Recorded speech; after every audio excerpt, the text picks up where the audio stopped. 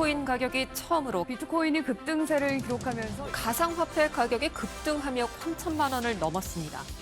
지난해 300%가 넘는 수익률을 거두며 2017년 이후 3년 만에 역대 최고가를 경신한 비트코인.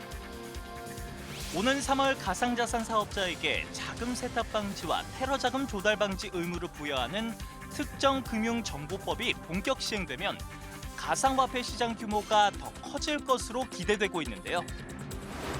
새로운 투자 수단으로 주목받고 있는 가상화폐에 대해 이슈 플러스에서 집중 분석해봅니다.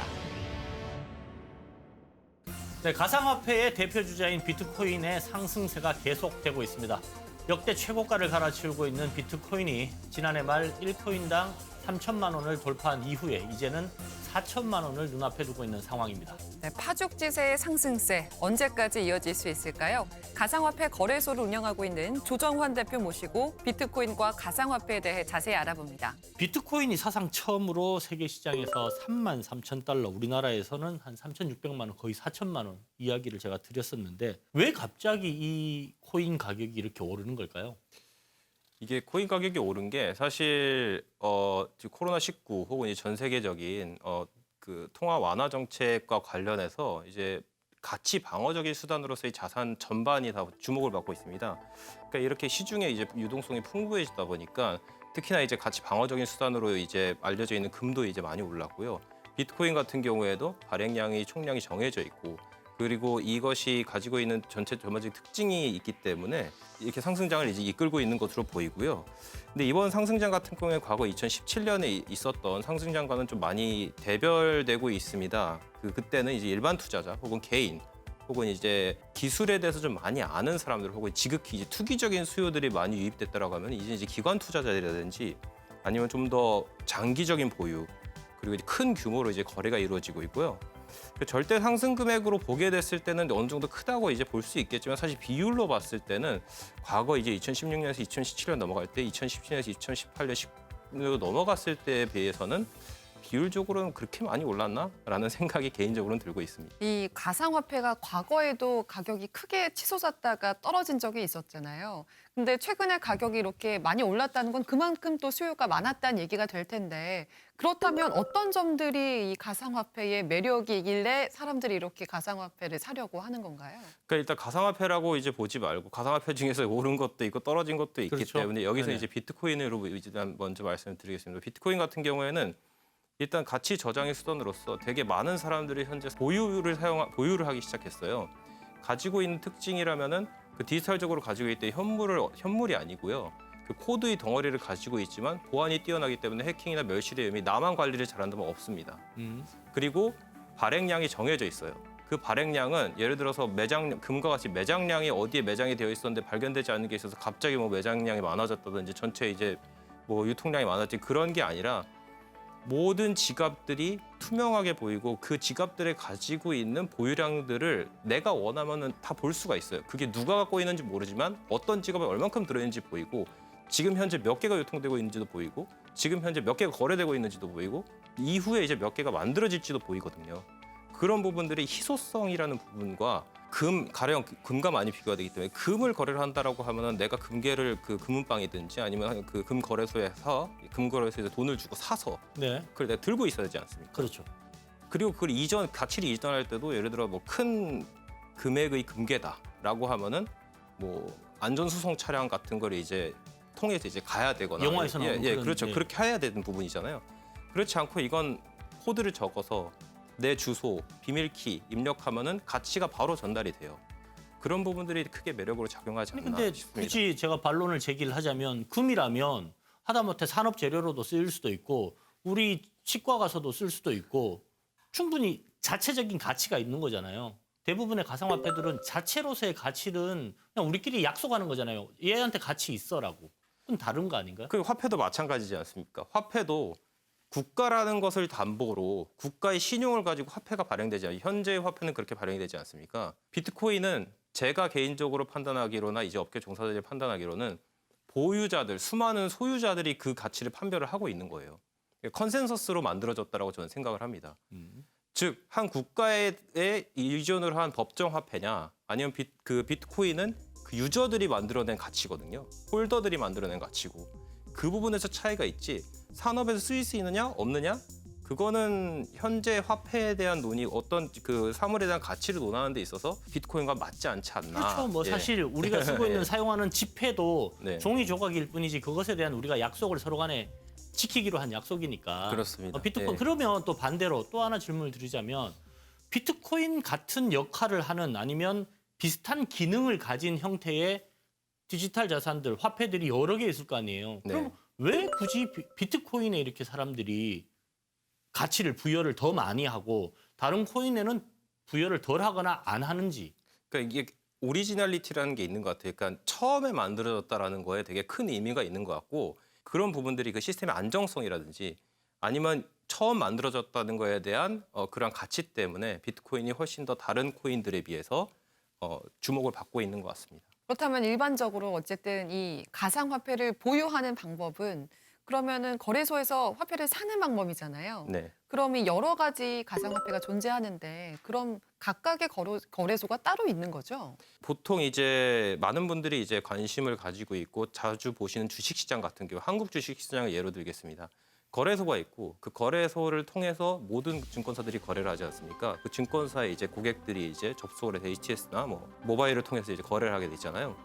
근데 거래소는 다 파편화되어 있어요. 파편화되어 있다라는 건 각 거래소가 유동성도 다르고 가격도 달라요. 물론 똑같은 품목을 거래를 하고 있습니다. 쉽게 예를 들자면은 제가 뭐 A라는 인터넷 쇼핑몰에서 네. 물을 샀다고 가정을 하면 그 물이 동일한 제품의 물이지만 B라는 쇼핑몰에서 다른 가격일 수 있잖아요. 네네. 그거랑 거의 동일한 거고 대신에 가격 결정 요건을 거래소나 그런 쇼핑몰에서 결정하는 거 아니고 거기서 거래를 하고 있는 거래자들이 가격을 결정을 하는데 물론 그 가격이 똑같은 품목이기 때문에 수렴을 하기는 합니다. 그렇겠죠. 그게 너무 차이 나면 이쪽에서 사서 저쪽에다 그냥 팔아버리면 실시간으로 팔면 되는 거잖아요. 그게 이제 또 하나의 거래 기술이기도 합니다. 예, 그렇게 거래를 하는 거래자들도 많이 있고요. 그런 게 거래 시장 비효율이 발생했을 때 그렇게 거래를 하기도 합니다. 근데 기본적으로 조금 전에 드린 질문이긴 한데 좋아. 비트코인은 이렇게 잘 가고 있어요. 그러면 공부를 하다 보니까 리플이라는 것도 있고 뭐 이더리움이라는 것도 있고 뭐 여러 가지가 있더라고요. 뭐 수백 가지가 있는 것 같은데 어떤 건 잘 되고 어떤 건 안 되고 그거는 시장 참여자들이 얘는 잘 될 거라고 믿고 쟤는 별로 안 될 거라고 믿기 때문인가요? 저는 그렇게 봅니다. 시장 참여자들이 보는 데 있어서 그 기업도 기업 가치가 마찬가지지 않습니까? 기업 가치가 평가를 받을 때는 그 기업이 가지고 있는 그 예를 들어 재무적인 상태라든지 아니면 비전이라든지 여러 가지 요소를 보고 이제 투자자들이 투자를 할 것인지 아니면 투자를 회수를 할 것인지 결정하는 거고 동일한 원리거든요. 시장에서 돌아가는 원리랑 같다고 보시면 됩니다. 극단적으로 비트코인 같은 경우에 아니면 이더리움 같은 경우에 우리가 흔히 많이 들어본 거 있지 않습니까? 얘네들한테서는 아직 한 번의 사고도 일어난 적은 없나요? 그러니까 쉽게 말해서 누군가 해킹해서 가져가서 자기 거라고 주장을 한다든지 그런 사건은 한 번도 없었나요? 그러니까 네트워크의 불안정, 그러니까 비트코인이라는 시스템의 불안정으로 문제가 생겼던 건 초창기에 한 번 정도, 두 번 정도 몇 번 있었는데 그 이후부터 굉장히 안정적으로 돌아가고 있고요. 이더리움 같은 경우에는 불행하게 초창기에 큰 사고가 한 번 있었습니다. 그로 인해서 이제 소위 말해 이더리움이란 네트워크가 두 개로 쪼개지는 사건도 있고 그랬거든요. 뭐 이더리움과 비트코인 같은 경우에는 지금까지 그런 사고 이후에는 특별한 사고 없이 네트워크 자체의 문제로서 시스템 자체의 문제로서 발생한 사고는 없고요. 그 거래소의 귀책으로 인해 일어난 사고는 보통 뉴스에서 만날 수 있을 정도의 그 잦은 빈도는 아닙니다. 예. 화폐 종류도 여러 개지만 거래소도 여러 개더라고요. 그러니까 이 거래소들은 골라야 되는 건지 우리가 어떤 기준으로 그런 거래소들을 선택할 수 있는 건지.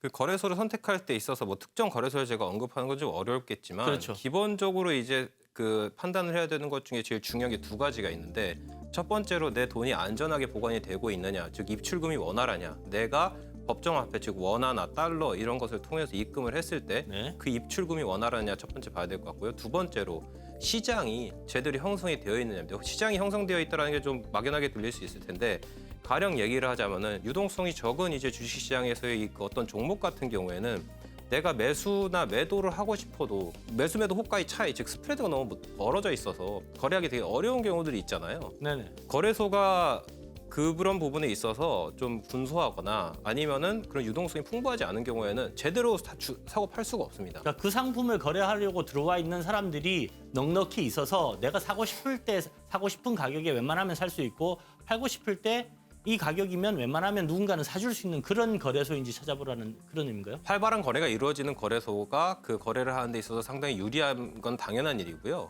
물론 이제 수수료도 저렴하면 좋겠죠. 네네. 예. 또 한 가지 생각해 볼 문제가 있습니다. 가상화폐가 아무래도 익명성을 보장한다는 점 때문에 각종 범죄에 악용된다는 그런 지적도 있는데요. 이 점에 대해서 어떻게 보세요? 어떻게 보완책이 마련이 돼야 할까요? 이거는 특히 구태의연한 예를 들자면은 뭐 칼이 강도한테 들어가면 그렇죠. 예, 뭐 흉기고 뭐 요리사의 손에 들어가면은 이제 음식을 만들 도구가 되고 뭐 이런 거 있습니다. 저는 비슷한 맥락으로 얘기를 하고 싶은데 사회적으로 이렇게 받아들여지는 건 아직 시기가 좀 많이 걸릴 것 같습니다. 왜냐하면 현 시점 기준으로 가상화폐가 활용되는 용처가 아무래도 그런 범죄나 이런 거에 이제 악용됐었던 측면이 많이 있긴 있습니다. 예, 그 부분이 이제 업계 종사자라든지 그 이제 규제안들이 한국뿐만 아니라 이제 국제적으로 많이 나오고 있는데 그런 부분들이 이제 정비가 되고 이제 관리가 되기 시작하면은 어느 정도 그런 부분에 대한 그 리스크가 많이 줄어들지 않겠느냐라고 저는 생각을 하고 있습니다. 그러니까 이익이 있는데 그 실 때문에 이익을 버릴 수는 없기 때문에 저는 그 부분도 충분히 극복 가능하다고 판단하고 있고요. 네. 이 김치 프리미엄이라고 해서 같은 가상화폐라도 국내 거래소에서의 거래 가격이 더 비싼 경우가 있다고 들었어요. 이건 왜 그런 건가요? 네, 이거는 이제 수요 공급입니다. 소위 말해서 한국 내 수요가 많기 때문에 비트코인을 찾는 사람보다 비트코인을 팔겠다라는 사람이 적기 때문에 당연히 가격이 그렇지 않은 시장보다는 높아지는 거고요. 이건 뭐 명품 핸드백이라든지 아니면은 가격 정책을 정하지 않습니까? 가령 중국에서는 뭐 시사 백은 좀 더 비싸고 한국에서는 조금 그보다 낮고 뭐 본고장에 가면 많이 낮고 그 가격 정책이 정해지는 게 시장에서 형성이 되긴 하는 거라서 프리미엄이 붙긴 하지만 왜 프리미엄이 붙냐라는 얘기를 했을 때 그만큼 수요가 많기 때문이다라고 저는 말씀드릴 수 있을 것 같습니다. 그럼 앞으로 기존 화폐와 가상화폐의 관계는 어떻게 될까요? 대체하는 관계가 될까요? 보완하는 관계가 될까요?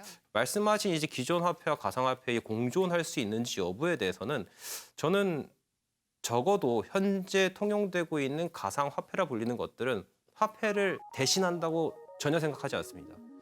전혀 생각하지 않고 특히 비트코인 같은 경우에는 이건 화폐가 아니에요. 가치 저장 수단이라고 저는 단언할 수 있어요. 가치 저장 수단이고 그러니까 거래의 수단은 아니다라는 말씀인가요? 이걸로 실생활에 쓰는 게 아니라고 저는 단언할 수 있다는 거죠. 지금 온라인상에서는 비트코인 가지고 물건 사고 팔고 하는 사람들도 있잖아요. 그런 사람들이 이제 상징적인 의미를 가지고 있는 것 같아요. 왜냐하면 비트코인 한번 전송하는데 드는 비용이 만만치 않거든요.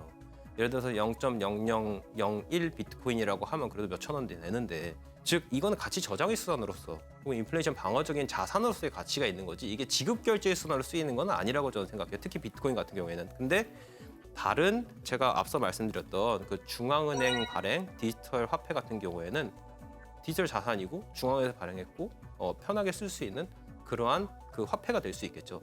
그래서 가상화폐 즉 디지털 자산 제가 말하는 것이 기존 화폐를 대신할 수 있을까? 어떤 면에서는 예스라고 얘기할 수 있을 것 같고 지금 현재 있는 비트코인의 이더리움 같은 것이 그것을 대체할 것인가? 저는 아니라고 생각합니다. 예, 소위 말하는 그 코인 시장을 조금 봤더니만 이건 주식 시장하고도 달라서 24시간에 공휴일도 없고 쉬는 날도 하루도 없고 심지어 아래 위로 진폭도 막아놓은 것도 없더라고요. 방송 보고 있는 시청자분들께서 나도 그러면 가상화폐를 한번 관심을 가져볼까라고 생각한다면 엄청나게 위험한 시장에 관심을 가지게 되는 거잖아요. 투자를 결심을 했다라면은 어떤 부분들 가장 유의를 해야 될지 좀 정리 좀 해주시죠. 자기가 그 판단을 할 때 감당할 수 있을 만큼의 자본을 먼저 이제 기본적인 투자 준칙과 같이 그 투자를 해야 되고 본인이 수익이 낮다라고 판단을 했을 때 그 어느 정도 이제 수익 실현도 해보는 그런 모습들이 필요할 것 같습니다. 그리고 이제 아무래도 변동성이 굉장히 큰 상품이다 보니까 상품 자체를 바라볼 때 좀 더 공부를 하고 들어가심이 특징에 대해서 좀 보고 들어가심이 저는 좋지 않을까 싶습니다. 네, 현재 비트코인의 급등이 3년 전과는 다르다면서 1억까지도 갈 거라는 그 장밋빛 전망을 내놓는 전문가들도 있습니다. 반대로 이런 이야기가 나왔다 하면 이미 투자는 끝난 거다라는 여전히 부정적인 견해를 가진 사람도 있습니다. 오늘 방송이 디지털 자산에 대한 둘러보기 역할 정도를 할 뿐이지 무조건 투자를 하시다 또는 하지 마시라라는 의도는 아닙니다. 모든 투자에는 위험과 결실이 함께합니다. 네, 오늘 말씀 여기까지 듣겠습니다. 고맙습니다. 고맙습니다.